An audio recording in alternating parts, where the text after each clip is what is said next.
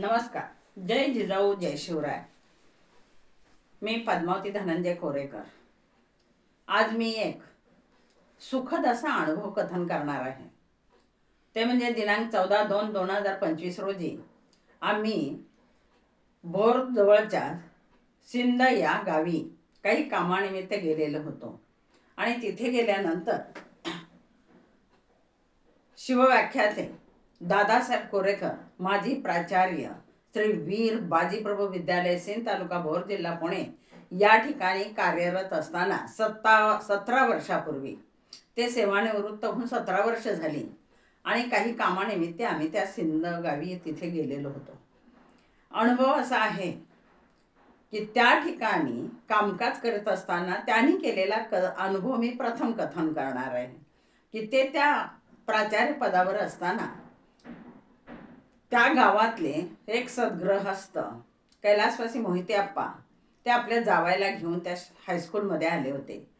आणि विद्यालयात आल्यानंतर त्यांनी सांगितलं की सर, माझ्या नातवाचा जो इंटरव्ह्यू आहे आणि मला दाखला हवा आहे.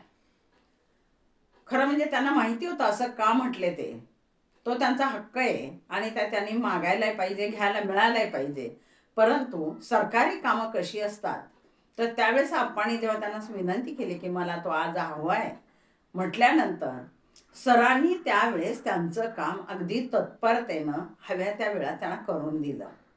विशेष म्हणजे त्यांचे जावई दुधाणे त्यांच्याबरोबरच होते आणि नातवाचा त्यांना तो दाखला न्यायचा होता. त्यांचं काम झालं, इंटरव्ह्यू झाला आणि दुसऱ्या दिवशी सकाळी पुन्हा त्यांचे जावई तिथे आले आणि त्यांनी इतकं ऋण व्यक्त केलं, नमस्कार केला की फार चांगलं झालं, आम्हाला वेळेत मिळाला म्हणून त्याच्या इंटरव्ह्यूसाठी त्याचा फायदा झाला. म्हणजे साधारणपणे ज्या ठिकाणी सरकारी कार्यालयामध्ये कचेऱ्यांमध्ये आपण जात असतो तिथे फार विचित्र आणि वेगवेगळे अनुभव, पण सुखद असे काही अनुभवही मिळत असतात लोकांना. आपण जनतेचे सेवक असतो, मालक नसतो आणि म्हणून जनतेची सेवा करताना आपल्याला व्यवस्थित करता आली पाहिजे. तसाच अनुभव मला काल भोरमध्ये पुणे जिल्हा सहकारी बँक मर्यादित शाखा नंबर 1 भोर जिल्हा पुणे या बँकेमध्ये तो आला आणि तोच मी आज कथन करणार आहे. त्या बँकेमध्ये कार्यरत असणाऱ्या सौ सुप्रिया नांगरे, खानापूर तालुका भोर जिल्हा पुणे इथल्या रहिवासी असलेल्या या बँकेत सेवा बजावत होत्या. आम्ही जेव्हा तिथे गेलो तेव्हा सरांनी सांगितलं की माझं या बँकेत 17 वर्षापूर्वीचं खातं आहे आणि मला ते आता बंद करायचं आहे.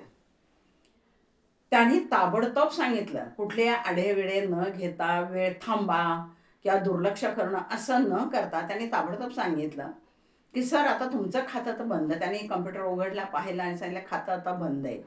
तुम्हाला प्रथम KYC करावी लागेल. म्हणले काय करावं लागेल त्याच्यासाठी? तर म्हणले आधार कार्ड आणि पॅन कार्ड लिंक करावं लागेल. एक फॉर्म दिला, अर्ज भरून घेतला. त्यांनी लगेच लिंक केलं आणि सांगितलं तुमचं जुनं पासबुक द्या आणि तुम्हाला मी लगेच ताबडतोब बदलून नवीन देते.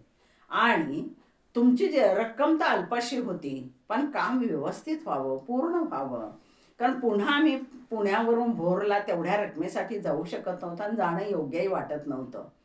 परंतु आलोच तर आपण तर ते काम पूर्ण करूया या इराद्यानं तिथे गेले असताना त्यांनी ते काम अवघ्या 10 ते 15 मिनिटांमध्ये पूर्ण करून दिलं.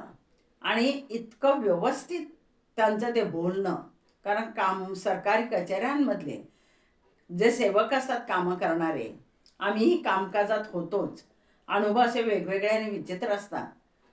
पण आपण जेव्हा सेवा स्वीकारतो तेव्हा ती सेवा मनोभावेच झाली पाहिजे याचा अनुभव आम्हाला सुप्रिया नांगरे मॅडमच्या सेवेतून मिळाला.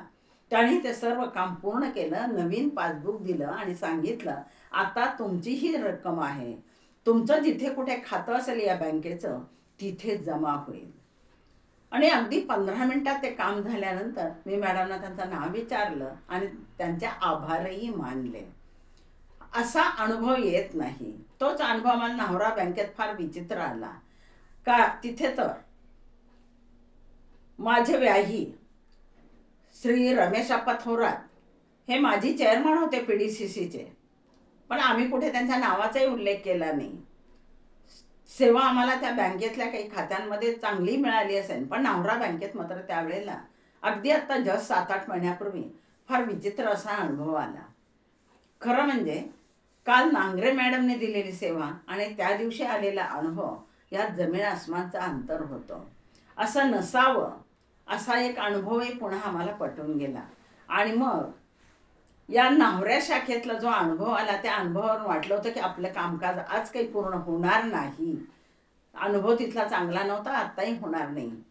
परंतु ते काम इतक्या जलद आणि व्यवस्थित पूर्ण झालं की पुनश्च आम्हाला त्या भोर बँकेमध्ये जाण्याचं कारणच नाही. कारण आता निवृत्त होऊन शिवव्याख्यातांना 17 वर्ष पूर्ण होऊन गेलेले आहेत आणि पुनश्च अल्प रकमेसाठी एवढं मोठं गाडी खर्च, ड्रायव्हर सगळं करून जाणं योग्यही वाटलं नाही आणि वाटलंही नसतं. म्हणून कालच्या भेटीमध्ये जे आमचं काम झालं ते या सुप्रिया मॅडमच्या सहकार्यामुळे फार पटकने झालेलं. दुसरा असा अनुभव आला की त्या ठिकाणी आम्ही ज्या कामासाठी गेलो होतो ते कैलासवासी संग्रामदादा शिर्के, राजे शिर्के यांचं वर्षश्राद्ध होतं आणि त्या वर्षश्राद्धाच्या निमित्तानं आम्ही त्यांच्या घराण्याला भेट दिली होती किंवा घरी गेलो होतो. तिथे त्या ठिकाणी त्या सिंधमधले, भोरमधले, आजूबाजूच्या नानमधले जे पालक होते ते सर्व ते काल त्या निमित्तानं एकत्र आले, भेटले. अतिशय सुंदर असा अनुभव तिथेही आला. सर्व ग्रामस्थ 18-17-18 वर्षानंतर सुद्धा येतात, भेटतात, ख्याली खुशाली विचारतात. हे इतकंही हे सोपं नाही आणि लोक तितकीशी ओळखही देत नसतात. नेहमी आपल्याकडे ठरलेला आलेल्याला रामराम आणि गेलेल्याला पुन्हा जयराम म्हणून सोडतो आपण. परंतु इथे मात्र इथले ग्रामस्थ मात्र इतके मनमिळावू आणि मोकळ्या वाहत्या झऱ्याच्या पाण्यासारखे मोकळी अंतकरण असणारी अशी माणसं आम्हाला आढळली. आणि मग सहज मनात एक विचार येऊन गेला की छत्रपती शिवरायाने स्वराज्य जे स्थापन केलं, हा भोर मावळ मुळशी भाग जो आहे या भागातल्या लोकांनीच ते सर्व काम केलेलं आहे. आणि ते काम करत असताना तो परिसर, तो मावळपट्टा, तिथली माणसं, तिथली जमीन आणि पाणी या सर्वांचा एक मिलाप होऊनच ही माणसं तयार झालेली असावी. म्हणून तर छत्रपतींना आपलं काम व्यवस्थित करता आलं आणि आज आपण स्वराज्यामध्ये सुखे नांदत आहोत. तर ते ग्रामस्थ 18 वर्षानंतर सुद्धा फोन करतात, चौकशी करतात, आठवण ठेवतात. हे इतकं सुखद असं वाटून गेलेलं. कारण जीवनात सुखद अनुभव कमी असतात आणि विचित्र किंवा दुःखद अनुभवच आपल्याला जास्त भेटत असतात.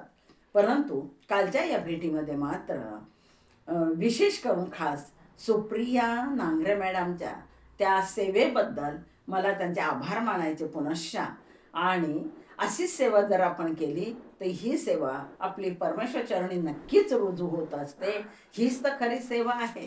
दुसरी आणखीन कोणती सेवा असते? जे आपल्या वाट्याला काम येतं, कर्तव्य येतं ते चोख बजावणं ही खरी सेवा आणि ती परमेश्वरचरणी रुजू होत असते. तर अशा त्या सुप्रिया नांगरे मॅडमचे मी पुन्हा आभार मानून धन्यवाद थांबते. जय हिंद, जय महाराष्ट्र.